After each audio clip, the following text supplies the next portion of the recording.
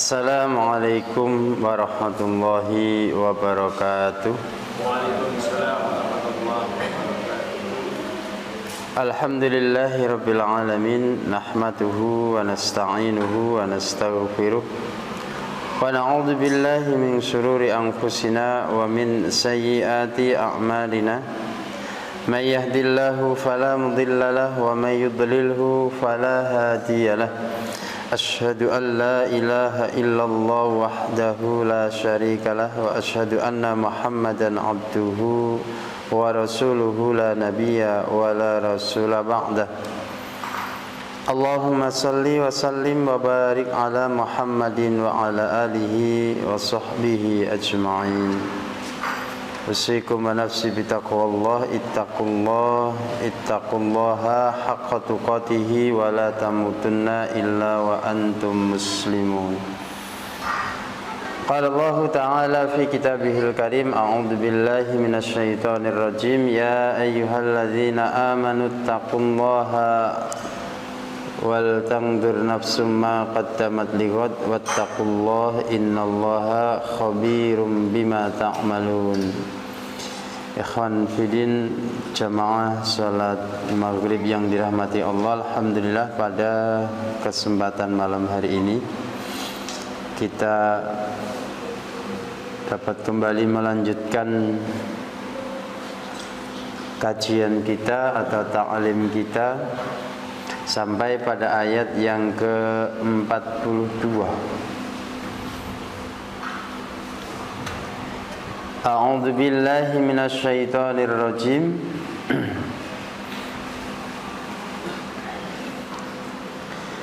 Wala talbisu, dan janganlah mencampur si kalian semua. Takhlitul haqqa, takhlitu mencampur si kalian semua al-haqqa pada kebenaran atau barang yang hak. Alladzi yang anzaltu telah aku turunkan alaikum atas kalian semua bil batili dengan kebatilan. Alladzi taftaruna yang telah kalian ada-adakan pada perkara yang batil. Wala taktumu, dan janganlah menyembunyikan si kalian semua al-haqqa pada kebenaran. Na'tu Muhammadin sallallahu alaihi wasallam, mengenai ciri-ciri atau sifat Muhammad sallallahu alaihi wasallam. Wa antum, sedangkan kalian semua ta'lamuna, mengetahui si kalian semua annahul haqqo, bahwasanya ciri-ciri atau sifat Muhammad adalah perkara yang hak. Ini ayat yang ke-42 setelah sebelumnya ayat yang ke-41. Allah Subhanahu wa taala memerintahkan kepada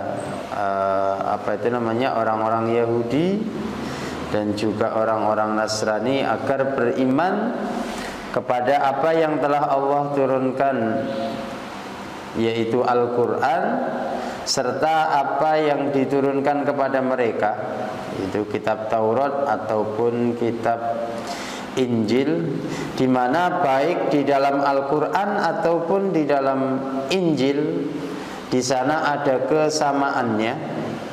Kesamaan dalam hal apa? Kesamaan tentang ketauhidan. Dalam Taurat ataupun di dalam Injil dan juga di dalam Al-Quran sama-sama mengajak kepada seluruh manusia untuk mentauhidkan Allah Subhanahu wa ta'ala. Karena memang seruan para nabi itu sama, tidak ada yang berbeda. Mulai Rasul yang pertama yaitu Nuh alaihi salam sampai kepada Nabi Muhammad sallallahu alaihi wasallam, seruannya sama, u'budullaha wa la tusyriku bihi syai'a. Sehingga dalam kitab-kitab samawi selain Al-Quran, Taurat, Zabur, Injil, ataupun di dalam As-Suhuf dan ajaran para nabi-nabi dan rasul yang sebelumnya, semua sama mengajak untuk beribadah hanya kepada Allah Subhanahu wa ta'ala. Selain daripada itu, kesamaan apa yang ada di dalam Al-Quran dan At-Taurat mengenai diutusnya Nabi yang terakhir, yaitu Nabi Muhammad sallallahu alaihi wasallam, dan lengkap dengan berbagai macam ciri, tanda-tanda ataupun sifat-sifat dari Nabi dan Rasul yang terakhir yang akan diutus oleh Allah Subhanahu wa ta'ala. Ayat yang ke-41 memerintahkan agar orang-orang ahlul kitab tidak mengingkari, tidak menyembunyikan apa yang telah diturunkan oleh Allah Subhanahu wa ta'ala tentang Nabi Muhammad, terutama di dalam kitab mereka sendiri. Jadi mereka tidak boleh kafir, ya, tidak boleh mengkufuri kitab mereka sendiri dengan alasan hanya persoalan yang remeh, yaitu urusan dunia. Mereka khawatir kehilangan jabatannya, kehilangan kedudukannya dan sebagainya. Nah, kemudian Allah Subhanahu wa ta'ala dalam ayat yang ke-42 ini menegaskan kembali, wala talbisul haqqo bil batil. Jangan kamu mencampur, ya, mencampur adukkan sesuatu yang hak. Ya, sesuatu yang hak adalah apa yang telah diturunkan oleh Allah Subhanahu wa ta'ala berupa nabi dan rasul yang terakhir dengan ciri-ciri yang lengkap di dalam kitab mereka, bil batil, dengan perkara yang batil. Apa perkara yang batil? Yaitu perkara yang mereka ada-adakan sendiri, ya, mengingkari kenabian Nabi Muhammad, ya, dan juga sebaliknya mereka menyembunyikan tentang kepastian bahwa Nabi Muhammad adalah sebagai nabi dan rasul yang terakhir. Wa antum ta'lamun. Nah, kondisi mereka mencampur yang hak dengan yang batil serta menyembunyikan kebenaran kerasulan Nabi Muhammad sebetulnya secara nyata, secara jelas diketahui oleh mereka. Nah, ini teguran secara langsung kepada para rohib-rohib di kalangan ahlul kitab, ya, karena yang memahami kitab isi kitab Taurat dan Injil adalah para rohib dan pendeta di kalangan ahlul kitab. Karena mereka tidak menyampaikan yang semestinya kepada umatnya, ya, kepada mustami'nya, sehingga mustami'nya atau umatnya pun ikut mendustakan kedatangan Rasulullah sallallahu alaihi wasallam.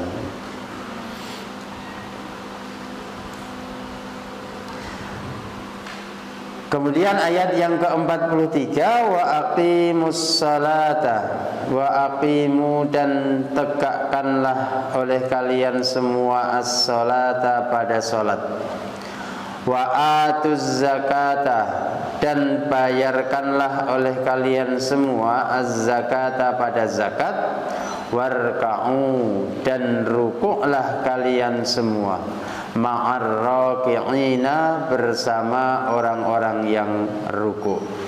Sallu, salatlah kalian, ma'al musallina, bersama orang-orang yang salat, Muhammadun, yaitu Muhammad, wa ashabuhu, dan sahabat-sahabatnya Muhammad. Fi wa nuzila, ayat ini diturunkan fi ulamaihim, pada ulama-ulama mereka, ya, rohib-rohib dan pendeta kalangan ahlul kitab. Wa kanu, dan mereka yaquluna, mengatakan, ya, jadi para rohib dan para pendeta itu berkata, li'aqrobaihim, pada kerabat-kerabat mereka, al-muslimina, yang telah masuk Islam, ya. isbitu, tetaplah kalian semua ala dini Muhammadin, di atas agama Muhammad. Fa innahu, karena sesungguhnya agama Muhammad hakun, itu hak. Nah, jadi sebagian dari rahib dan pendeta di kalangan ahlul kitab, mereka meskipun menutupi tentang kebenaran Nabi Muhammad sallallahu alaihi wasallam, mencampur yang hak dan yang batil, tapi hati mereka jujur, hati nurani mereka tidak bisa berbohong, sehingga sebagian dari mereka ada yang berkata kepada kerabatnya. Kebetulan kerabat dari para pendeta ini ada yang ya tidak peduli dengan kondisi saudaranya sebagai rahib dan pendeta, melarang untuk tidak ikut ajaran Nabi Muhammad. Mereka tidak peduli ya. Sebagian dari mereka ada yang baik secara sembunyi-sembunyi ataupun secara terang-terangan telah masuk Islam, ya, mengikuti ajaran Nabi Muhammad SAW. Nah, ketika para rahib atau pendeta kerabat mereka ini mengetahui ya, bahwa sebagian dari kerabatnya telah masuk Islam, dengan jujur mengatakan, kalian istiqomah saja, teguh saja, ya. Kuatkan, jangan pernah balik lagi, jangan pernah keluar dari agama Muhammad, karena sesungguhnya agama Muhammad itu adalah hak. Nah, ini pernyataan mereka. Karena pernyataan mereka inilah kemudian Allah Subhanahu wa taala menurunkan ayat yang ke-44 ya. Jadi kalau ayat yang ke-43 ini ya seruan secara umum, ya, kembali seruan dan perintah Allah Subhanahu wa taala kepada ahlul kitab untuk masuk ke dalam Islam, di mana di dalam Islam ada kewajiban menegakkan salat, membayarkan zakat, dan melaksanakan salat bersama orang-orang yang salat. Ini termasuk salah satu dalil atau dasar yang dijadikan landasan bahwa sholat 5 waktu atau sholat fardu itu mesti dikerjakan bersama orang banyak, yaitu dengan berjamaah, bukan dikerjakan sendiri-sendiri ya. Terutama bagi para laki-laki ya. Dan juga para laki-laki tidak boleh walaupun mengerjakan sholatnya berjamaah, tapi dikerjakannya di rumah bersama anggota keluarga. Ini juga tidak dibenarkan ya. Warka'u ma'ar raki'in, ini adalah ruku atau sholat bersama dengan orang-orang yang ruku di tempat-tempat yang ditegakkan sholat 5 waktu, baik di musola ataupun di masjid-masjid. Nah, yang paling afdol itu di tempat yang jumlah jamaahnya paling banyak ya, dan secara maklum jumlah jamaah salat fardu yang paling banyak itu mestinya ada di masjid. Tapi sekarang kayaknya kebalik, masjid jumlah jamaahnya paling banyak kalau pas hari Jumat. Kalau pas salat fardu kalah dengan jamaah yang ada di musola. Masjid sini kalah sama musola depan situ. Musola depan situ bisa 2-3 baris kalau salat maghrib. Musola depan situ loh, ya, musola beliau, kelewatannya beliau itu kalau salat maghrib bisa 2-3 baris itu ya. Dan hampir semua musola seperti itu ya. Untuk salat fardu jumlah jamaahnya lebih banyak dibandingkan di masjid ya. Entah karena mungkin musolanya kecil ya, sehingga sopnya kelihatan banyak 2 atau 3 ya. Tapi kalau dihitung per orang ya tetap dia lebih banyak daripada di masjid sini atau di masjid yang lain, kecuali yang masjid-masjid besar seperti di pertigaan itu ya. Itu jumlahnya jauh lebih banyak ya. Tapi secara umumnya karena yang namanya masjid ya, apalagi masjid jami, mestinya jumlah jamaah yang ada di situ jauh lebih banyak dibandingkan di musola. Nah, tapi meskipun begitu juga tidak bisa disalahkan, karena musola itu ya sebetulnya musola itu juga masjid, tapi namanya masjid qaum. Kalau masjid jami itu adalah masjid yang ditegakkan sholat Jumat. Kalau masjid kaum tidak ditegakkan sholat Jumat, dia hanya digunakan untuk sholat 5 waktu saja. Tapi untuk sholat Jumatnya kumpul jadi satu di masjid jami. Jadi sebetulnya kalau dalam Islam itu nggak ada istilah musola ya. Masjid itu juga musola, ini juga musola sebetulnya. Karena musola itu adalah isim apa? Isim makan dari fi'il madhi sholat ya, sholat mengerjakan sholat di tempat sholat itu musola. Nama Al-Quran dan hadisnya musola itu yang lebih masyhur adalah masjid. Dan masjid itu ada dua, masjid kaum dan masjid jami. Nah, masjid kaum itu tidak digunakan untuk sholat Jumat, masjid jami digunakan sholat Jumat. Dan dua-duanya boleh digunakan untuk i'tikaf di bulan Ramadan. Tetapi sekali lagi kalau mau cari afdoliyahnya, baik sholat 5 waktu ataupun i'tikaf di bulan Ramadan, pelaksanaannya di masjid jami, bukan di masjid kaum. Kalau di masjid kaum itu boleh ibu-ibu.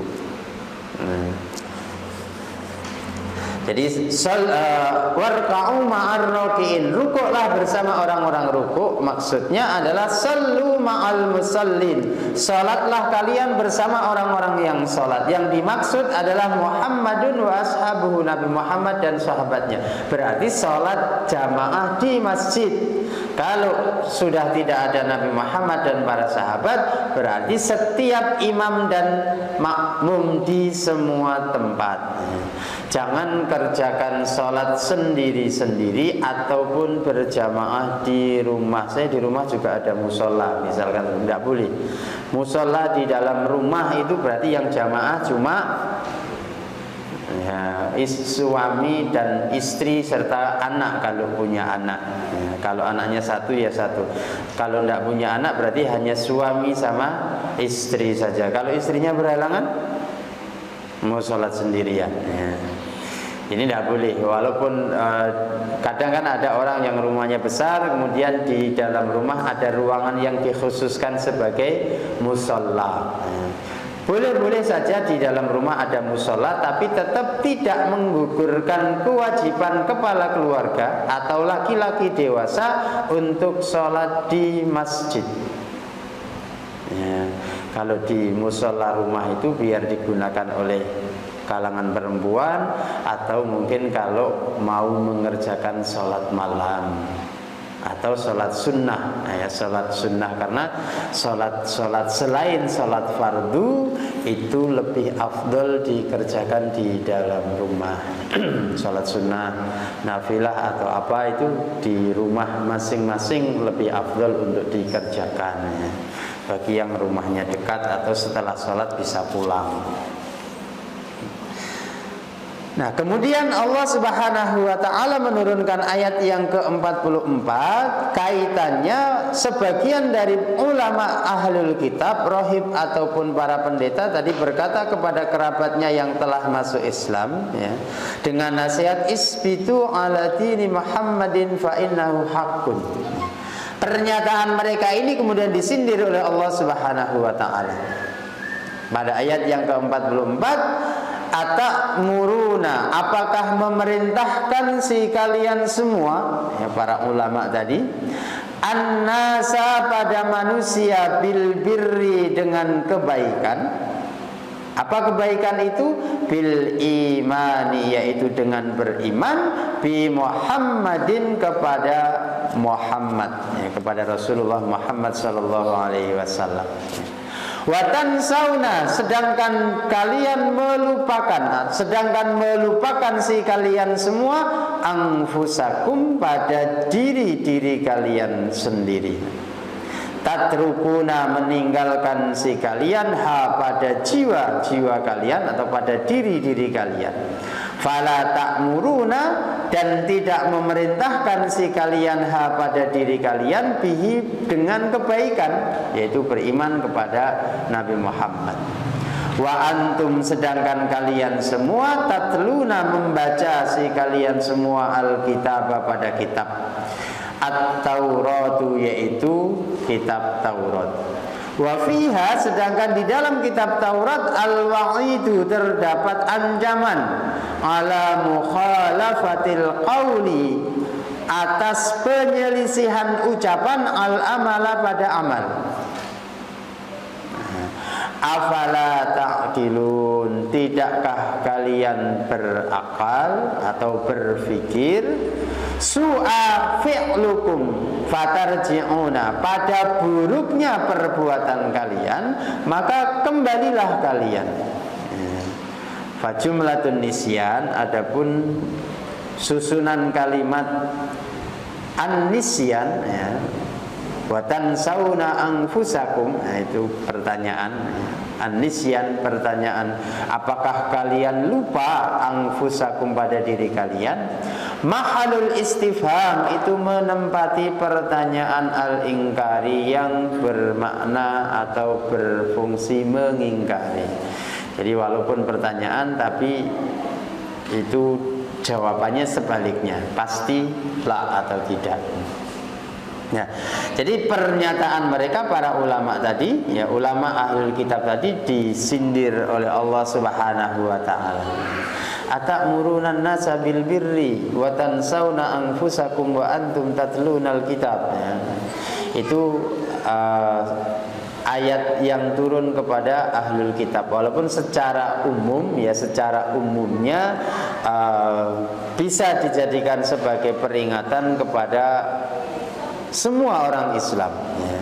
Jadi jangan hanya memerintah dan mengajak orang lain untuk berbuat kebaikan, sedangkan dirinya sendiri tidak diajak atau tidak diperintah untuk menjalankan kebaikan ya. Karena nanti akan kena di dalam surat As-Saff ya, apa itu namanya, lima taquluna ma la taf'alun, kenapa kalian mengatakan sesuatu yang kalian tidak mengerjakan. Ini panganane rantek-entek iki kok Mas. Teko terus bar iki teko sate iki. Jadi Allah Subhanahu wa taala bertanya kepada mereka wa tansawna anfusakum, di situ bermakna ingkari, mengingkari. Jadi mestinya jangan hanya memerintah orang lain untuk melakukan kebaikan, tapi perintah juga diri kalian semua, jangan lupakan diri kalian. Nah, seperti itu.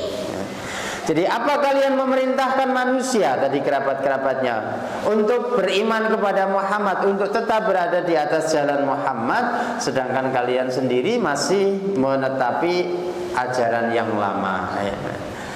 Karena walaupun beriman, walaupun beriman dengan kitab Taurat, ketika Al-Quran sudah turun, ketika Nabi Muhammad sebagai Nabi dan Rasul yang terakhir sudah diutus oleh Allah Subhanahu wa ta'ala, maka risalah para Nabi yang sebelumnya semuanya gugur, sudah tidak berlaku lagi. Jadi harus ditinggalkan. Maka sebagai wujud keimanan kepada ajaran yang sebelumnya, pasti mereka akan beriman kepada ajaran Islam. Jadi kalau mereka betul-betul beriman kepada kitabnya, kepada ajarannya, pasti setelah mengetahui adanya atau diutusnya Nabi dan Rasul yang terakhir, mereka pasti akan meninggalkan agamanya. Sebagaimana yang dikatakan oleh salah seorang pendeta, kerabatnya Ibunda Khadijah, siapa namanya? Ketika Nabi Muhammad SAW menerima wahyu yang pertama kali, atau bukan itu, yang pertama kali itu adalah ketika Nabi Muhammad masih usia belia, dibawa oleh pamannya Abu Thalib untuk berdagang ke Syam. Belum sampai di Syam, di tengah perjalanan Abu Thalib istirahat bersama Nabi Muhammad. Kemudian ada seorang pendeta yang melihat Nabi Muhammad. Nah, kemudian mendekati Abu Thalib. Ini siapa? Ponakanku. Bawa pulang ponakanmu. Jangan lanjutkan perjalanan karena akan bahaya. Nah, kalau sekiranya umurku panjang, nanti aku akan ikut dengan dia. Kemudian juga pamannya Ibunda Khadijah, siapa? Siapa? Bukan. Siapa sih? Lupa ya. Bukan Buhairah, yang pamannya Ibunda Khadijah. Jadi ketika pertama kali Rasulullah SAW menerima wahyu, Warokoh, ya Warokoh, namanya hampir sama dengan Surokoh yang hendak membunuh Rasulullah di bawah pohon ketika hendak berhijrah itu, ya Warokoh. Beliau pun juga seperti itu. Seandainya nanti umurku panjang, aku akan menjadi orang yang pertama kali mengikuti ajaran Muhammad. Dia pendeta. Ini menunjukkan bahwa mereka serius di dalam mengimani ajarannya, serius di dalam mengimani kitabnya. Karena sekali lagi di dalam kitab Taurat ataupun kitab Injil, di sana ada perintah yang sama dengan apa yang ada di dalam Al-Quran, yaitu ketauhidan. Dan di dalam kitab Taurat ataupun kitab Injil sudah Allah ceritakan secara gamblang, tidak ada yang ditutupi sama sekali. Sehingga Allah menyampaikan pada ayat yang sebelumnya, ya'rifunahu kama ya'rifuna abna'ahum. Mereka mengetahui tentang kedatangan, ciri-ciri, sifat-sifat Nabi dan Rasul yang terakhir akan diutus itu jauh lebih mengetahuinya dibandingkan mengetahuinya mereka pada anak-anak mereka sendiri. Jadi lebih hafal. Karena memang dibaca terus oleh mereka. Kenapa dibaca? Rentang waktu 500 tahun kalau Nabi Isa. Kalau Nabi Musa berarti lebih panjang lagi. Jarak antara Nabi Musa kemudian Nabi Isa dengan Nabi Muhammad SAW. Kalau Nabi Isa dengan Nabi Muhammad 500 berapa? 550 ya. Nabi Muhammad diutus sebagai Nabi, Masehinya tahun berapa? Kalau dilahirkannya sekitar 500, sekitar tahun 5, ya segampangannya 500 ya. Rentang waktu 500 tahun mereka betul-betul menanti dan menunggu, sehingga selalu mereka buka kitab mereka, kitab Taurat, kitab Injil selalu dibuka untuk memastikan ciri-ciri dan tanda-tanda Nabi yang nanti terakhir akan muncul. Sudah muncul belum ya? Baik, kira-kira seperti itu. Sudah muncul belum ya? Dicek lagi supaya mereka nggak lupa. Saking seringnya dibuka, maka mereka sangat hafal sekali, sehingga hafalnya mereka tentang ciri-ciri Nabi dan Rasul yang terakhir akan diutus nanti jauh lebih hafal dibandingkan kepada anak-anak mereka sendiri. Tapi justru ketika Nabi Muhammad sudah diutus oleh Allah Subhanahu wa Ta'ala, sebagian besar dari mereka tidak mau beriman, hanya gara-gara ternyata atau tiba Nabi dan Rasul yang terakhir bukan dari kalangan Bani Israel, tapi dari keturunan Ismail, karena mereka menganggap rendah keturunan Nabi Ismail ya. Walaupun sama-sama keturunan Nabi Ibrahim ya. Tapi dari jalur Nabi Ismail tidak ada yang menjadi nabi seorang pun sampai terakhir ketemu Nabi Muhammad SAW. Sedangkan dari jalur Nabi Ishak itu hampir semuanya nabi ya. Hampir semuanya menjadi nabi dan rasul. Hanya Nabi Yusuf yang tidak punya keturunan yang menjadi nabi ya. Karena kalau dalam salah satu keterangan ulama itu ibaratnya Nabi Yusuf dihukum sama Allah ya. Sehingga dia tidak punya keturunan yang menjadi nabi.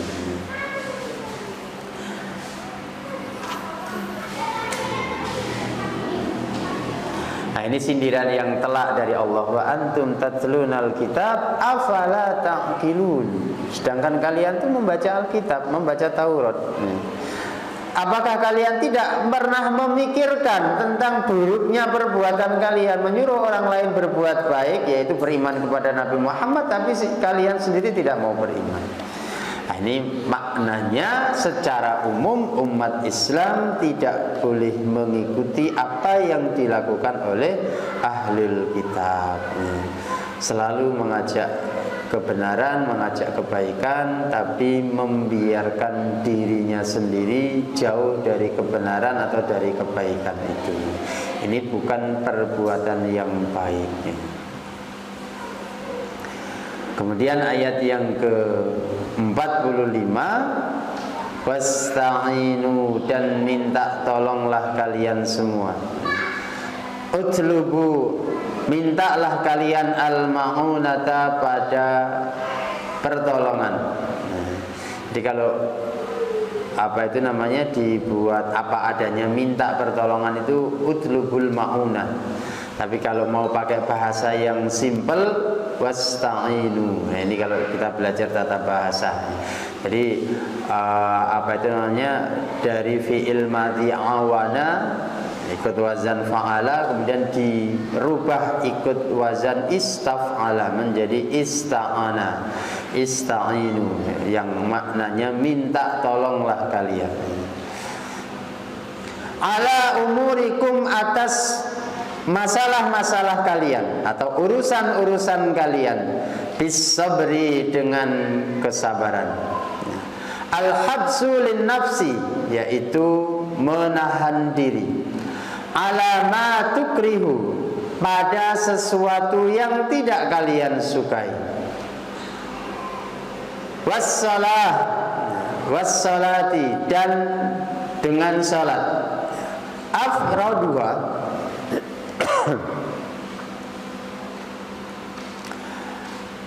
afraduha, khususnya bidzikri, dengan menyebutkan ini, ta'ziman, untuk mengagungkan atau membesarkan, li sya'niha, pada keadaannya atau pada apa itu namanya, statusnya, status sholat ini. Wafil hadisi, dan sebagaimana di dalam hadis, karena ada sallallahu alaihi wasallam, Rasulullah sallallahu alaihi wasallam. Sudah masuk isya? Belum. Ila hasabahu, apabila hazaba, galau, apa galau itu? Risau, apabila telah meresahkan hu, pada Rasul, amrun, satu persoalan, badiru, bersegera si Rasul, ilas sholati, pada sholat. Wal khitabu, adapun khitab dari ayat ini, waqila, dan ada yang mengatakan al khitabu, adapun khitab dari ayat ini, lil yahudi, itu orang-orang Yahudi. Lamma aqahum, tatkala telah terhalang,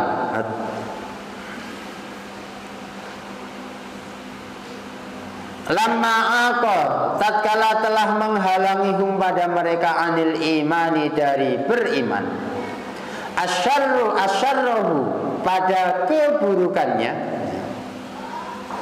wa hubbur riyasati, dan kecintaan mereka pada kedudukannya. Umiru, diperintahkan mereka, si orang-orang Yahudi, bisabri, dengan bersabar, wa huwa, adapun dengan bersabarnya adalah as-saumu, dengan berpuasa. Jadi melakukan puasa. Li'annahu, karena sesungguhnya puasa, yuksirus syahwat, dapat memecahkan syahwat. Wassalat, dan mengerjakan salat. Li'annaha, karena sesungguhnya salat, turisu, itu mewariskan al-khusyu'a, pada kekhusyu'an. Wa tunfiyal kibaro, dan meniadakan ketakaburan. Wa innaha, dan sesungguhnya ia, ay as-salatu, yaitu salat, lakabiratun, itu benar-benar berat, besar, sakilatun, yaitu berat, illa kecuali alal khashi'ina, atas orang-orang yang khusyuk, as-sakinina, yaitu orang-orang yang tenang, ila taati, pada ketaatan. Ini ayat yang diturunkan wakila, berarti sebagian, ya, sebagian dari mufassir mengatakannya ayat ini diturunkan kepada orang-orang Yahudi. Karena yang berkata sebagian berarti ini bisa berlaku untuk semua, ya, semua manusia, terutama orang-orang yang beriman, ya. Wasta'inu bis-sabri was-shalah, dan minta tolonglah kalian dengan sabar dan salat. Sabar adalah as-saum, salat adalah as-salat, ya. Maka ketika menghadapi segala permasalahan yang pelik, ya, berat, ya, kemudian apalagi, jadi segala macam persoalan-persoalan yang sangat tidak nyaman, ya, maka perbanyak minta tolong kepada Allah Subhanahu wa taala. Dengan apa? Ya, dibarengi dengan sabar dan salat. Karena di dalam hadis bahwa Rasulullah Sallallahu Alaihi Wasallam ketika beliau diliputi masalah, beliau segera mengerjakan sholat. Ini bedanya Rasulullah dengan kita. Jadi setiap kali Rasulullah ada masalah, pasti beliau iktikaf di masjid dan mengerjakan sholat. Termasuk ketika didemo oleh para istri beliau. Nah, jadi beliau pernah didemo oleh para istrinya untuk kenaikan bulanan. Jadi nek istri ini jenengan, Mas, bulan ngarep bulan Juni diundai, ya, itu wajar. Karena Rasulullah pernah didemo oleh para istrinya, ya. Dan ketika para istri beliau ini, ya baru sekali itu para istri Rasulullah sepakat untuk berdemo kepada Rasulullah. Kalau biasanya kan saling bersaing untuk mencari perhatiannya Rasulullah, terutama Ibunda Aisyah radhiyallahu anha. Ini banyak sekali dalam hadis itu. Ketika beliau duduk-duduk bersama Rasulullah lagi santai-santai, tiba-tiba ada budaknya Zainab yang membawa nampan isinya susu dan bubur, mau dikasihkan kepada Rasulullah. Belum diterima oleh Rasulullah, Ibunda Aisyah nyenggol nampan, akhirnya murat marit. Rasulullah hanya senyum saja. Ibumu kayak cemburu kayaknya. Jadi rasa digawe ngeluh nek ana bojone rada serangan-serangan sithik diguyoni wae. Iku nek iso. Mergo kan kadang gabut nek serangan ya balik bales di serangan pisan, ya. Ya itulah manusia, ya. Tapi Rasulullah Sallallahu Alaihi Wasallam setiap kali mendapatkan perbedaan perlakuan dari istri beliau seperti itu. Nah, ketika semuanya bersepakat untuk demo kepada Rasulullah, itu membuat Rasulullah marah. Akhirnya beliau tinggalkan semua istrinya dan beliau iktikaf di masjid. Hingga kemudian mertuanya turun tangan semua. Abu Bakar turun tangan, Umar turun tangan. Tapi oleh Rasulullah, kalian tidak usah ikut campur. Ya, karena semua langsung memarahi anak-anaknya. Aisyah dipanggil oleh Abu Bakar. Kemudian Zainab dipanggil juga oleh Zainab siapa? Anaknya benar Zainab, ya, istrinya Rasulullah. Zainab juga satu. Oh, Hafsah. Zainab itu yang dinikahkan dari langit, ya. Dipanggil oleh sahabat Umar, bahkan sangat marah itu. Tapi oleh Rasulullah Sallallahu Alaihi Wasallam, kedua mertua sekaligus sahabat terdekatnya dilarang untuk ikut campur selama 1 bulan. Ya, beliau menghajar, meninggalkan istrinya. Beliau selama itu tinggal di masjid, iktikaf di masjid dan memperbanyak sholat.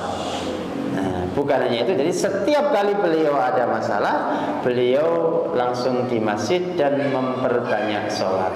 Nah, itu meminta tolong, ya, banyak-banyak meminta pertolongan kepada Allah Subhanahu wa taala. Nah, mestinya kita juga seperti itu. Cuma kadang seringnya kita kan kalau lagi suntuk